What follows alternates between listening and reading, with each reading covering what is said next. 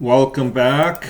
We are looking at Latvia today. Jehovah's Witnesses lose in Latvia.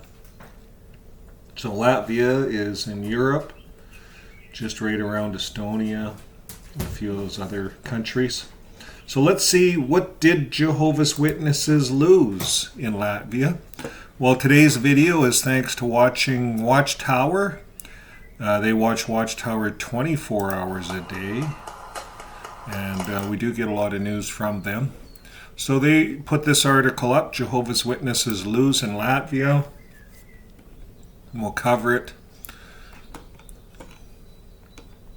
The court concluded that specific publication does not apply to Latvia, Jehovah's Witnesses in Latvia. So if something is written about an organization in one country, it does not mean that it applies to that organization in another country. So this is Rīgas, viļķi, and Jauns versus a defeat of Jehovah's Witness in court. Now it starts out by saying the Senate of the Republic of Latvia, blow that up a little bit, the Senate of the Republic of Latvia has refused to initiate cassation proceedings in the lawsuit. What does that mean? So the word means annulment, cancellation, or reversal, cessation.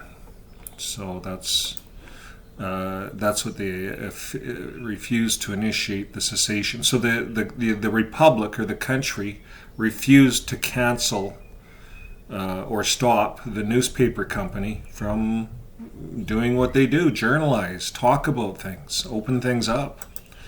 So this is what happened. The lawsuit was filed by the Union of Jehovah's Witnesses against the publishing house, Rīgas viļķi, for a publication on the portal, Jauns versus, which according to the Jehovah's Witnesses contained false and offensive information. And this means that Jehovah's Witnesses' claims have been recognized as unfounded, and they must cover the legal costs.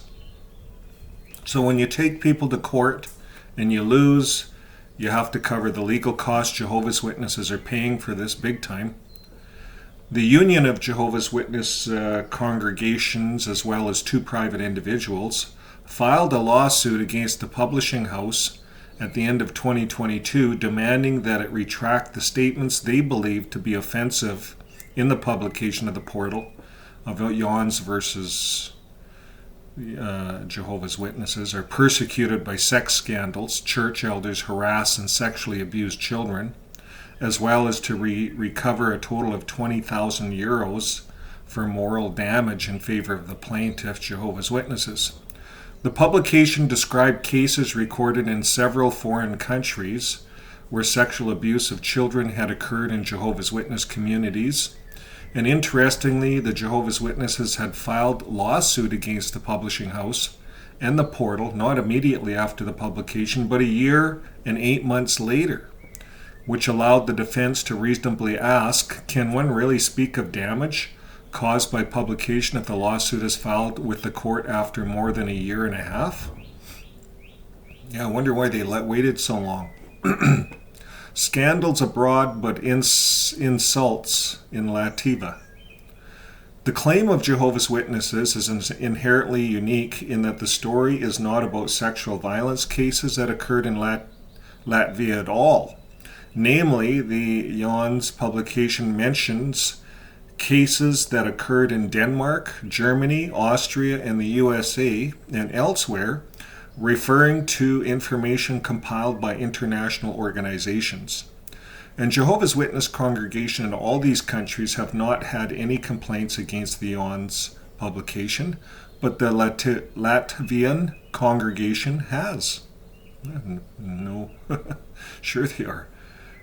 Jehovah's Witnesses love litigation. They're always going to have issues. Therefore, the lawyer representing the newspaper company rightly pointed out that no evidence has been submitted in the case that the Latvian Union of Jehovah's Witness Congregation is authorized to represent Jehovah's Witness congregation in other countries. And it is not clear how a publication that is not about Latvia at all can offend members of the Latvian congregation, and even more so, its specific representatives who are not mentioned in the article at all. Moreover, the article in question was clearly published in the World Abroad section, and in turn, the Latvian congregation, as stated in its status, represents only those congregations of Jehovah's Witnesses operating in the Republic of Latvia, and therefore it has no basis to initiate legal proceedings, for example, on behalf of the German Jehovah's Witnesses. So the court concluded that the specific publication does not apply to Latvia and Jehovah's Witnesses in Latvia. So if something is written about an organization in one country, it does not mean that it applies to this organization in another country, states the attorney. And the same was also recognized by the court, whose ruling states the court found that none of the contested phrases mentioned in the article were expressed in the form of a statement that would answer the following questions: who, when, where, and how did it happen in the Union of Jehovah's Witnesses in Latvia. None of that happened. So an attempt to restrict freedom of speech, next subheading. That's, I think, what Jehovah's Witnesses are trying to do all over the world. It goes on to say, equally strange is the position of the Jehovah's Witnesses that before publishing this article, the journalist should have asked for the opinion of the Latvian congregation. I guess. Because otherwise the congregation would be harmed. It is not really clear what opinion the Latvian Jehovah's Witnesses could express about the facts that do not concern them at all, and moreover, such a requirement indicates a desire to influence the press and achieve the creation of publications favorable to themselves. Maybe they want the press to print out Watchtower and Awake magazine articles. Who knows? In other words, if you want to write about us, Jehovah's Witnesses, then only use sources available or favorable to us, like on JW.org.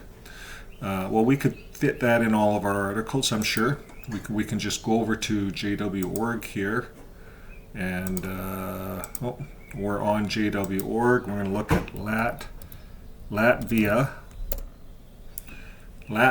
in JW.org. Doesn't really say a whole lot. 2007. Latvia is, let's look at this yearbook one, 2007.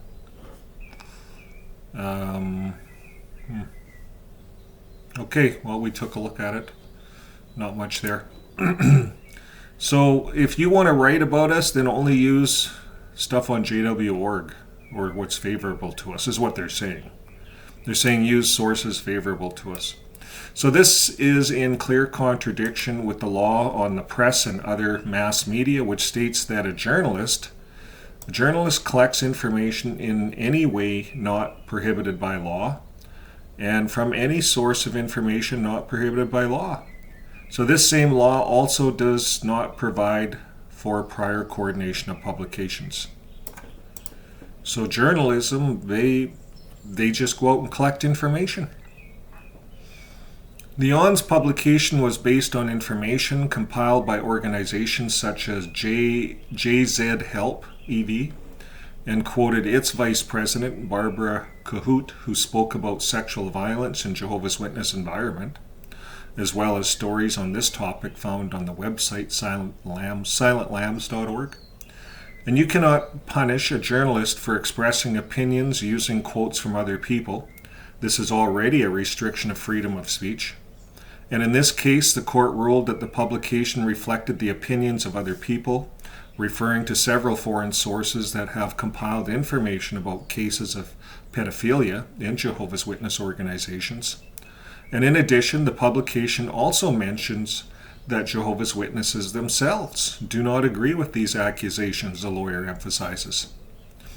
Boy, they're sure getting a lot of good press on this, by suing the newspaper. Now they got this article, it goes to court, they lose, and now they got this article to deal with. They've just brought a heap of hot coals, fiery coals upon themselves. Jehovah's Witnesses do this all the time. So it goes on to say the Rīgas Regional Court stated that in its judgment, that if a journalist were denied the opportunity to refer to information provided by officials or specialists who, as experts on the issue to be clarified, are prima facie competent to provide information, that means that they're not competent, or they can't, or express an opinion on a relevant issue, the opportunities to conduct journalism or a journalistic investigation, publish research conclusions, and fulfill the task of a journalist necessary in a democratic society to inform the public about current and important topics, would be disproportionately limited if we allowed Jehovah's Witnesses to have their way. So the fact that the publication also contains information that is unpleasant for the plaintiff is not sufficient to establish a violation of their rights, which should be compensated. So Jehovah's Witnesses lost the case here, so they'll have to pay for the loss. They'll have to pay for the court fees. Every time you go to court, you lose, you have to pay for it. So that's what's happening in Latvia. It's just simply the press printed something about some of the other countries, about some of the pedophilia that's happening all over the world. And the local congregation didn't like it, so they sued the newspaper for money. What was it, 20,000 euros? 40,000 euros, something like that? They sued them, and they lost. So you can't stop the press, Jehovah's Witnesses. You can't stop the freedom of press. And isn't that what Jehovah's Witnesses fight for all over the world, is the freedom of press? The freedom to put out their watchtower in the awake that slams the Catholic Church, slams every religion out there. Their magazines demonize the whole world. If you're in the world and you're not part of Jehovah's Witness, you are part of the devil's organization. And that's what their magazines talk about. So yeah, they were suing for 20,000 euros for moral damage in favor of Jehovah's Witnesses, and they lost. They have to pay the court costs. So it'll be interesting. Would be interesting to see that, but court costs are court costs. Depends how far they went. The court costs in Norway were quite substantial. They went down from last year, but they were heavy, and the court even questioned them in Norway as to why do you have so many people here? And they said, well, we got all these people from the US, these JWs, and blah, blah, blah, but that's all the court costs. I think it was like 289,000 for this last run. Last year it was $500,000 US. And Jehovah's Witnesses have to pay all of that. We'll see if they lose. If they lose in Norway, they'll have to pay it all. Well, if you guys at Jehovah's Witnesses have to pay it, you're the ones that are subsidizing all of this stuff. You're the one that's allowing it to happen right under your nose. So we have lots of internet. You guys can see what's going on in the world. You can see where your donations are. So if you're still in or you're hanging in there, now's a good time to get out and get online with our online community. We have a Discord channel. If you go in the descriptions below, you can join Discord. Just click the link. And there's a whole community there. They get together, they do lots of things. And there's also a meetup community where we can get together and meet up different Jehovah's Witnesses. Come on Wednesday night, Joe and Fran's show. They have a show where you can come on, and then they'll go and meet you. They have meetups all over the USA. So it's all happening. People are leaving the religion, and Jehovah's Witnesses can't sue anybody for talking about this. We can talk about this all we want. Thanks again, folks. Keep living your life with love, and we'll see you on the next video. Bye for now.